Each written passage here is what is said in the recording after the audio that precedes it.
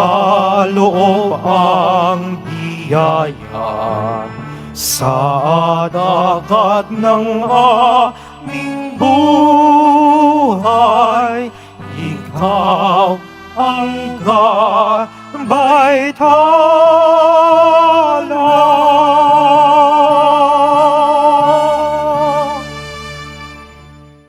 Simulan po natin ang pagdiriwang sa ngalan ng Ama at ng Anak at ng Espiritu Santo. Amen. Ang pagpapala ng ating Panginoong Jesucristo, ang pag-ibig ng Diyos Ama, at ang pagkipagkaisa ng Espiritu Santo, naway sumainyong lahat. At sumaiyo rin. Mga kapatid, tayo pong lahat ay nagkakatipon bilang isang mag-anak ng Diyos sa pagdiriwang ng banal na Eukaristiya. Sa araw na ito, ginugunita po natin sa mahal na Birheng Maria ng bundok ng Del Carmen. At upang tayo po ay maging karapat-dapat gumanap sa banal na pagdiriwang na ito, alalahanin po natin ang ating mga pagkukulang at nagawang pagkakasala, at buong kababaang loob po tayong humiling ng awa at pagpapatawad mula sa Diyos.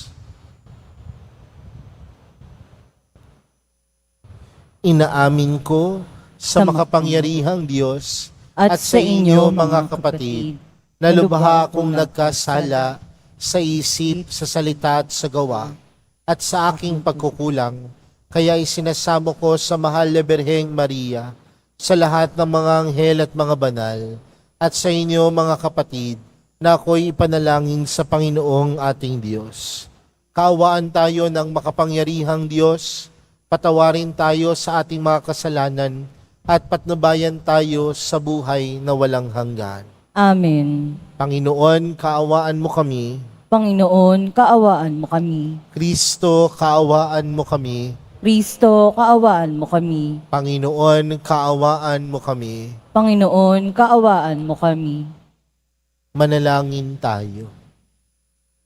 Ama naming makapangyarihan, loobin mong kami tuwangan ng banal na panalangin ng mahal na Birhen. Sa tulong nito, kami naway pagindapating makasapit sa banal na bundok na si Jesucristo, kasama ng Espiritu Santo, magpa sa walang hanggan. Amen. Magsiupo muna ang lahat.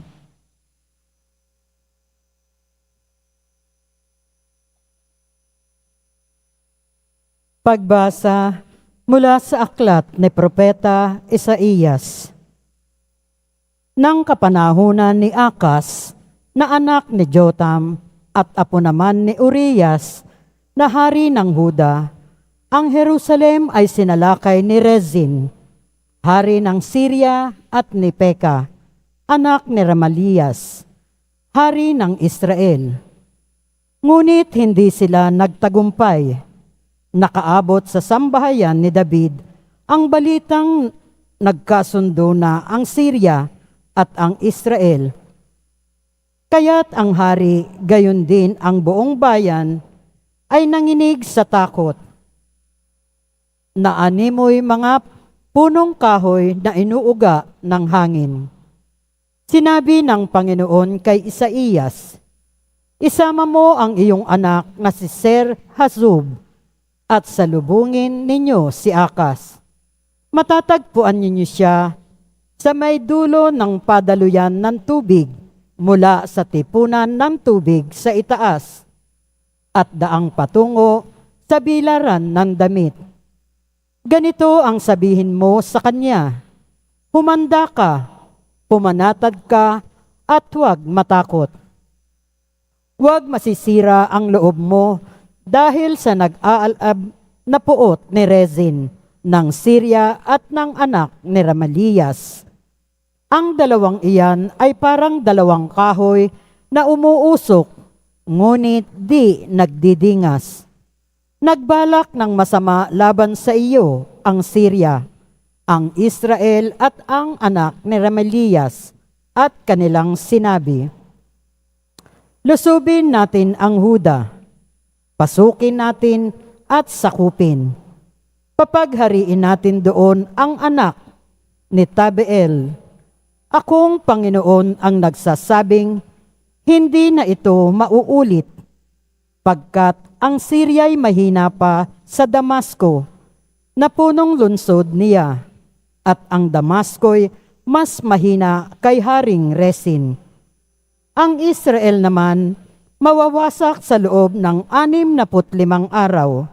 Malakas pa sa Israel ang Samaria na kanyang punong lungsod.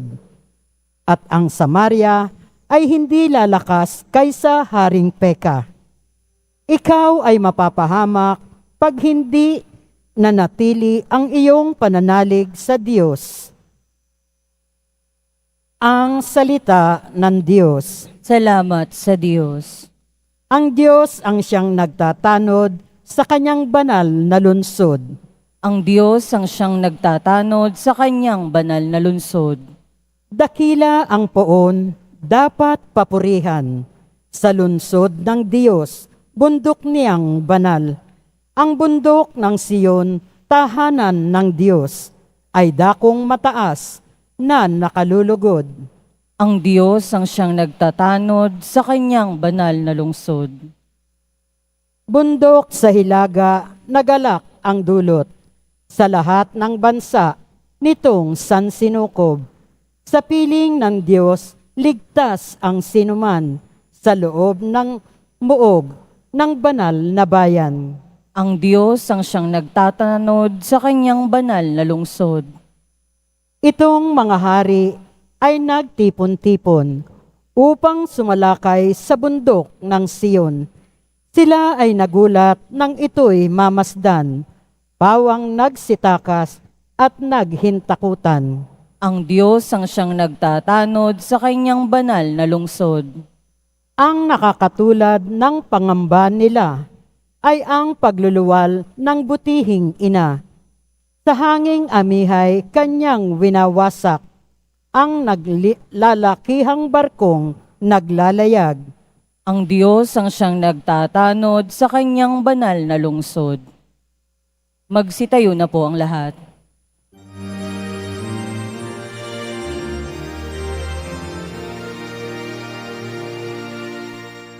Hallelujah, Hallelujah,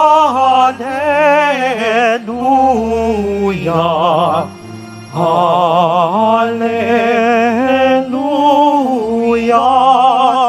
Hallelujah.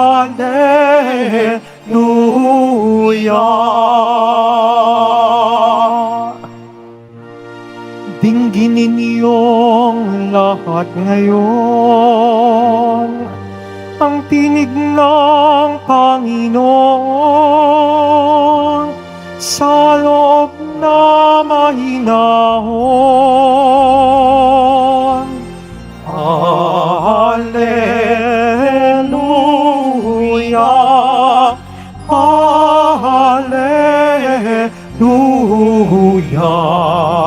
Hallelujah, Hallelujah.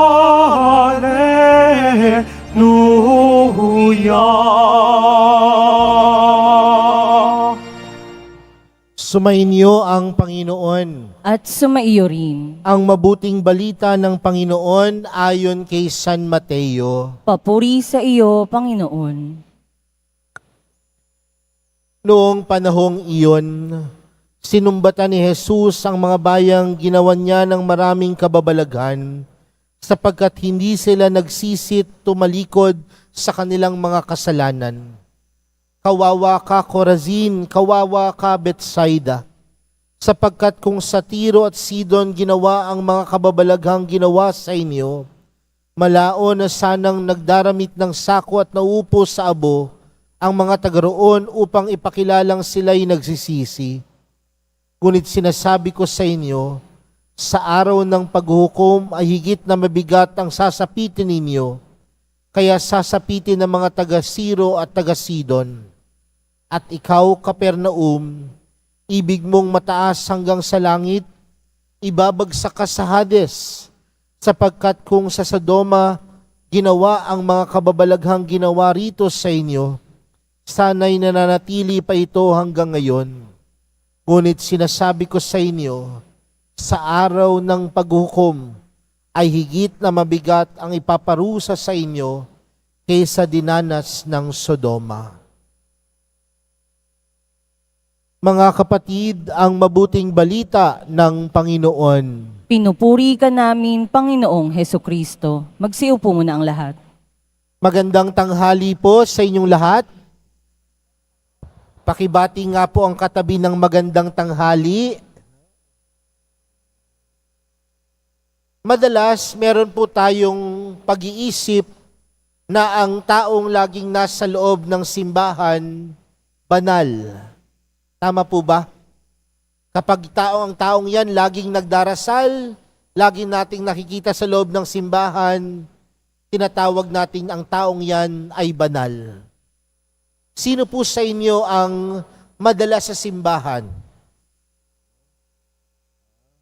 Tingnan nyo nga po, mukha ba silang banal? Parang yung iba ayaw tingnan yung nagtaas ng kamay o yung iba mahihiya na ulit magtaas ng kamay. Madalas sinatawag nating banal ang isang tao kapag siya ay madalas magsimba, madalas humawak sa mga santo. Pero ganun po ba nakikita ang tunay na kabanalan? Nakikita ba ang tunay na kabanalan dahil madalas tayong nasa loob ng simbahan? O nakikita ang tunay na kabanalan kung nakikita ng ibang tao si Jesus sa ating buhay? At yun marahil ang pinakamahalagang panawagan sa atin. Tandaan natin mga kapatid, na ang bawat isa sa atin tinatawag na maging banal. Hindi lang upang tayo ay laging nasa loob ng simbahan upang manalangin, ngunit ang bawat isa sa atin tinatawag na banal dahil nakikita sa atin si Jesus. Sa atin pong ibanghelyong napakinggan, si Jesus tila may sama ng loob sa mga tao. Bakit? Sabi niya, kawawa ka Corazin, kawawa ka Bethsaida. Bakit? Dahil si Jesus sa kanyang kakayanan, sa kanyang kabutihan, tinatawagan niya ang mga taong magbalik loob sa Diyos, magbalik loob sa Panginoon. Pero ang mga tao na natiling bingi, ang mga tao na natiling bulag sa kabutihan, sa awa at pagmamahal ng Diyos. Kaya nga marahil para sa Panginoon, ginawa niya na ang lahat. Ang hinihintay niya lamang ay ang tugon ng mga tao. Mga kapatid, ang kabanalan ay pagpapakita din ng ating pagtugon sa Panginoon. Ang tunay na banal, tumutugon sa panawagan ng Panginoon. Ang lahat ng mga banal, hindi rin yan perpekto. May mga pagkakataon, may pagkukulang din yan. May mga pagkakataon nagkakamali din yan. Pero ang kabanalan hindi nakikita sa pagiging perpekto ng buhay. Pero ang kabanalan nakikita kung paano tayong tunay na tumutugon sa Panginoon sa kabila ng ating kahinaan. Uulitin ko po, ang kabanalan hindi nakikita sa pagkakaroon ng perpektong buhay.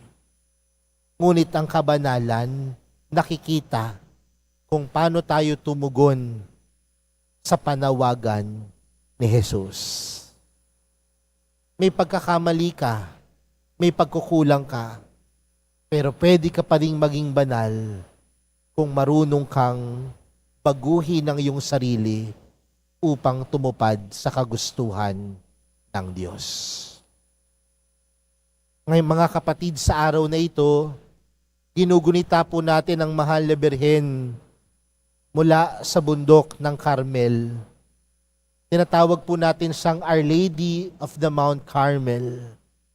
At kapag ipinagdiriwang po natin ang araw na ito, madalas ang naalala po at nakikita po natin ay ang pagsusuot ng skapularyo. Kaya nga mamaya magkakaroon po tayo ng pagbabasbas ng mga scapulars. At ang paniniwala natin, ang mga scapularyong ito ang magdadala sa atin patungo sa langit. Oras na suot natin ang mga scapularyong ito, paniniwala natin na tayo ay dadalhin ito agad-agad sa kaharian ng Diyos. Pero naniniwala ako mga kapatid, na hindi lamang ang pagsuot ng skapularyong ito ang magdadala sa atin sa kalangitan. Baka nga madalas kang magsuot ng skapularyo, pero magaspang naman ang ugali mo. Baka naman na nakasuot ka nga ng skapularyo, napakayabang mo naman. Baka naman nagsusuot ka ng skapularyo, pero hindi ka marunong makipagkapwa-tao. Mga kapatid, ang skapularyo pwedeng magdala sa atin sa kalangitan. Pero ang tunay na magdadala sa atin sa kalangitan ay pagkakaroon pa rin ng mabuting disposisyon sa ating buhay. Ang magdadala sa atin sa kalangitan ay kung paano tayo sumusunod sa kagustuhan ng Diyos. Kaya sana wag nating gamitin yung mga skapularyo natin na palamuti at sasabihin, may skapularyo ako, mas banal ako sa iyo. May skapularyo ako, patungo ako sa langit. May skapularyo ako, mas mabait ako sa iyo. Salbahe ka, wala kang skapularyo. Bagkus ang skapularyo na ito ay maging tanda na tayong lahat ay tinatawag magpakabanal. At sa ating pagkabanal, tayo ay sumusunod sa kagustuhan ng Diyos. Kaya mga kapatid, pwede ko po bang malaman sino po ang gustong maging banal? Ayaw nung iba. Ayaw nang magtaas ng iba. Pero nawa ang bawat isa sa atin maging banal, hindi lang dahil may skapularyo tayong suot. Maging banal dahil nakikita sa atin si Jesus. Maging banal dahil marunong tayong tumalikod sa ating pagkakasala. Maging banal dahil marunong tayong tumupad kay Jesus. Amen. Magsitayo na po ang lahat.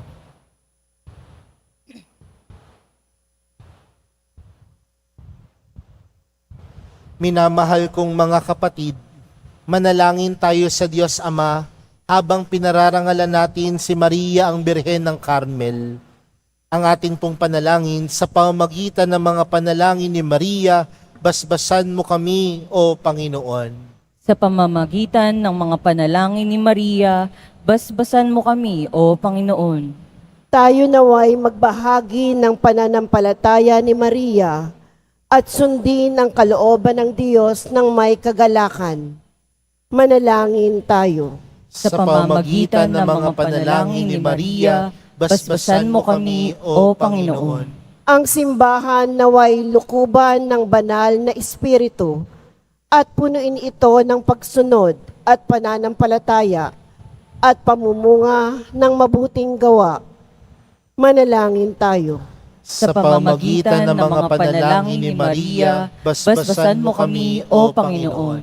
Kung paanong naging tirahan ng salita ang katawan ni Maria, naway parangalan din natin ang ating mga sariling katawan bilang templo ng banal na espiritu.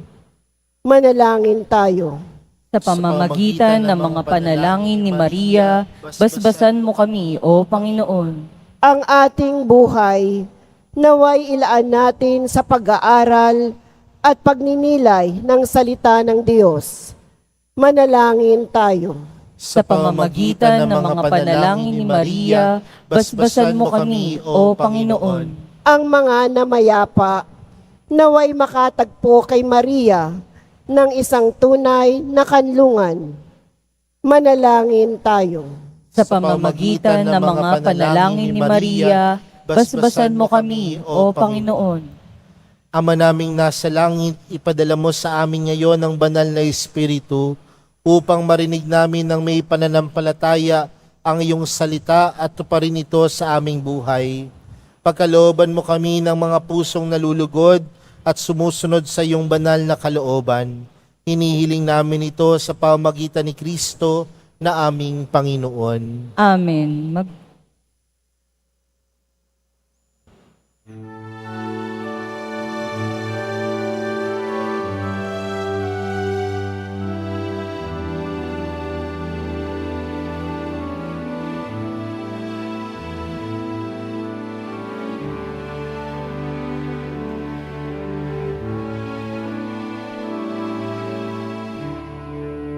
Aming alay sa'yo, Panginoon.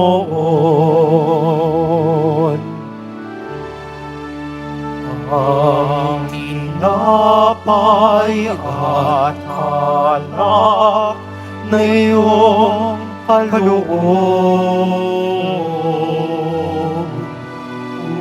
upang bunitain ang iyong buhay na inalay nang tayo'y magdiwang bilang isang sambayanan.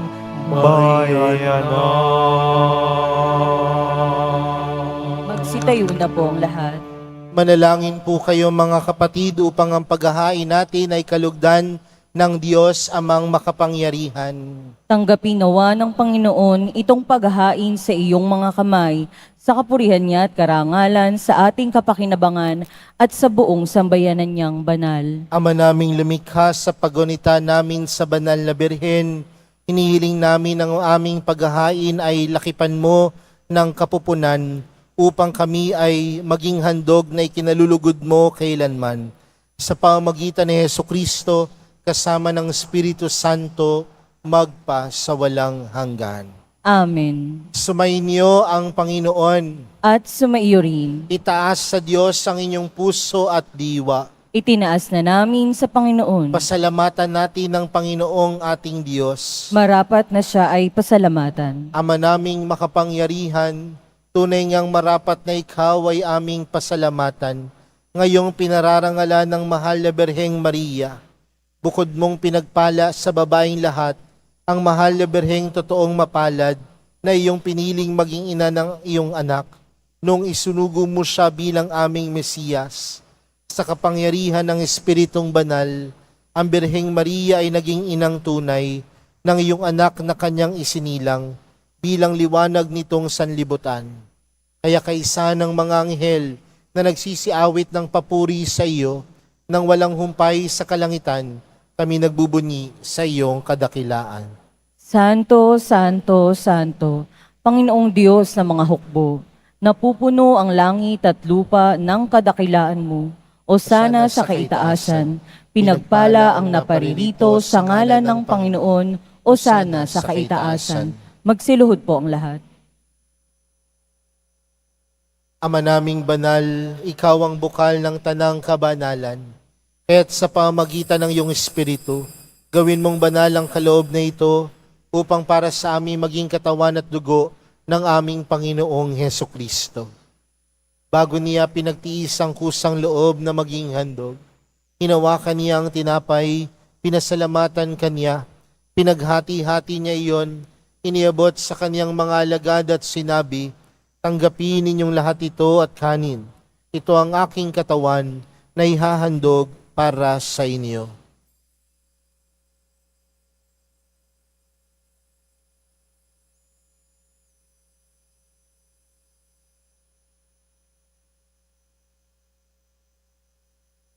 Gayun din naman noong matapos ang hapunan, hinawakan niya ang kalis. Muli kaniyang pinasalamatan. Iniabot niya ang kalis sa kanyang mga alagad at sinabi, tanggapin ninyong lahat ito at inumin. Ito ang kalis ng aking dugo, ng bago at walang hanggang tipan. Ang aking dugo na ibubuhos para sa inyo at para sa lahat, sa ikapagpapatawad ng mga kasalanan. Gawin niyo ito sa pag-alala sa akin.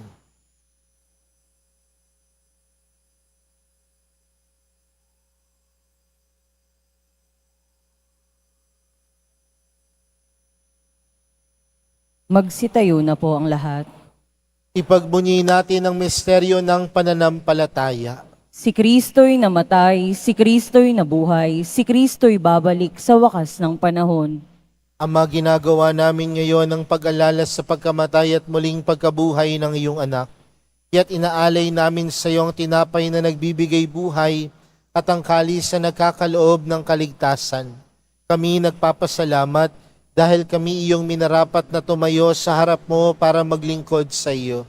Isinasama namin kaming magsasalo-salo sa katawan at dugo ni Kristo ay mabuklod sa pagkakaisa sa pamamagitan ng Espiritu Santo. Ama, lingapin mo ang iyong simbahang laganap sa buong daigdig. Puspusin mo kami sa pag-ibig kay San Francisco na aming Papa at ni Jose na aming Obispo at ng Tanang Kaparian. Alalahanin mo rin ang mga kapatid naming nahimlay nang may pag-asang sila'y muling mabubuhay, gayon din ang lahat ng mga pumanaw. Kaawaan mo sila at patuloyin sa iyong kaliwanagan.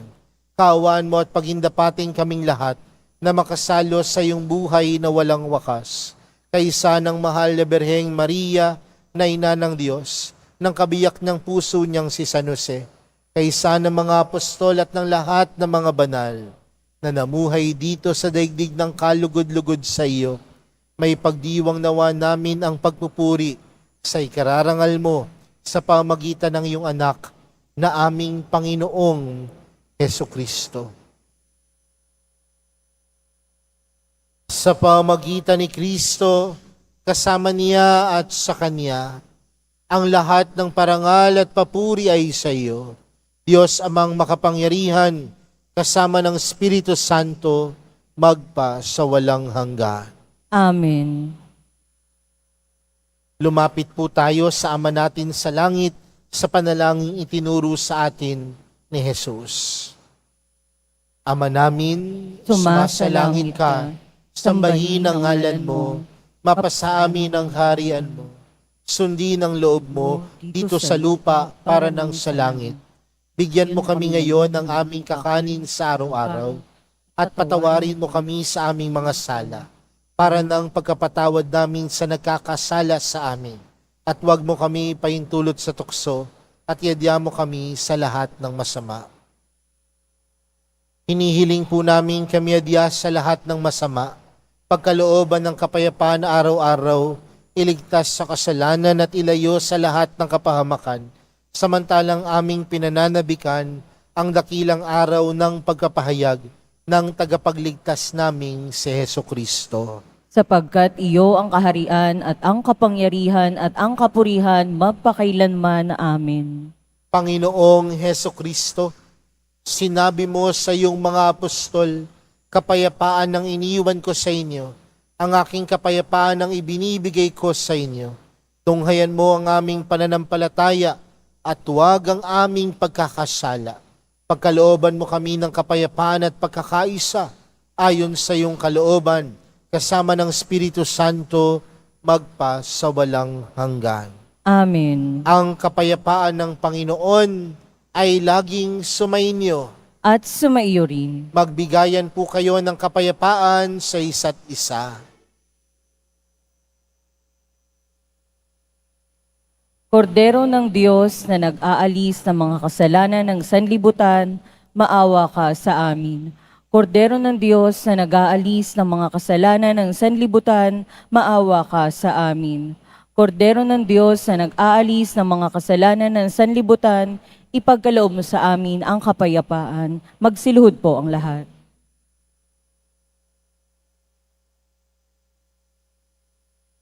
Narito po si Jesus, ang Kordero ng Diyos. Siya ang nag-aalis ng kasalanan ng sanlibutan. Mapalad ang mga inaanyayahan sa kaniyang piging. Panginoon, hindi ako karapat-dapat na magpatuloy sa iyo, ngunit sa isang salita mo lamang ay gagaling na ako.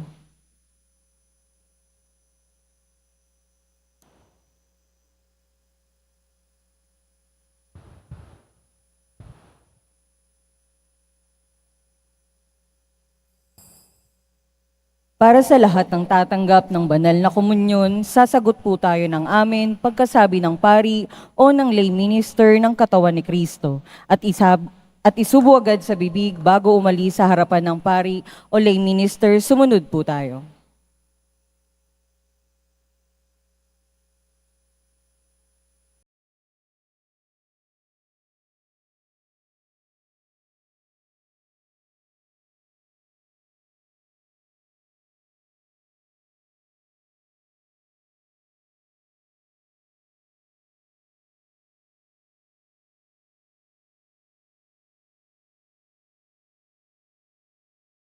Itayo muna ang lahat. Manalangin tayo. Ama naming mapagmahal, ang aming pagsasalo sa haing nagbibigay buhay, sa pagunita namin sa mahal na ina ng iyong anak, ay magdulot nawa sa amin ng iyong kagandahang loob, upang lagi naming madama ang iyong paglingap sa pamamagitan ni Jesucristo, kasama ng Espiritu Santo, magpa sa walang hanggan. Amen. Ngayon po ay gaganapin po natin ang pagbabasbas at pagsusuot ng eskapularyo ng mahal na Birhen ng Carmel. Ipakita mo sa amin, Panginoon, ang iyong awa. At ipagkaloob mo sa amin ang kaligtasan. Panginoon, pakinggan mo ang aming panalangin. At makarating nawa sa iyo ang aming daing. Sumayin niyo ang Panginoon. At sumaiyo rin. Manalangin tayo. Panginoong Hesukristo, manunubos ng sangkatauhan, sa iyong mga kamay pakabanalin mo ang eskapularyong ito, na buong pamimintong isusuot ng iyong mga lingkod, dahilan sa pag-ibig sa iyo at sa iyong ina, ang mahal na Birheng Maria ng Carmel. Sa kanyang pamamagitan, ingatan nawa sila sa kasamaan ng kaaway at magsumikap sa iyong biyaya hanggang kamatayan. Ikaw na nabubuhay at nagahari, magpa sa walang hanggan. Amen.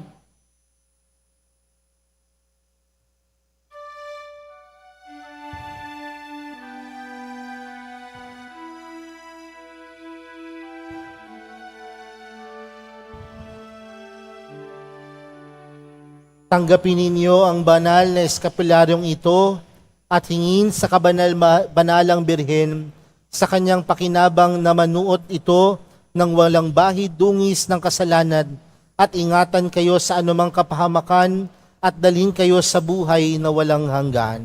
Amen. Sa tungkuling bilang pari na ipinagkaloob sa atin, tinatanggap kayo sa lahat ng gawaing espiritual na may awa at tulong ni Jesucristo sa pamamagitan ng mga reliyoso ng bundok ng Carmel, sa ngalan ng Ama at ng Anak at ng Espiritu Santo. Amen. Sumainyo ang Panginoon. At sumaiyo rin. Mahal na pong Jesus Nazareno, inihayag mo sa pamamagitan ng krus ang walang maliw na pag-ibig ng Diyos sa sangkatauhan. Pakinggan mo ang kahilingan ng iyong angkan na nagsusumamo sa iyo. Makamtanawa nila ang iyong katugunan at tanggapin ang kasagutan na may utang na loob na tinatanaw. Basbasan din po ninyo ang mga dala-dala nilang mga imahen at dasalan. Sa pamamagitan ng bendisyon na ito, naway maalala nilang pangako nila noon sa binyag, na ikaw ay kanilang iibigin at paglilingkuran bilang Panginoon, magpa sa walang hanggan. Amen. At pagpalain po kayong lahat ng makapangyarihang Diyos, Ama, Anak, at ng Espiritu Santo. Amen. Humayo kayong taglayang kapayapaan ng Poong Jesus Nazareno. Salamat sa Diyos.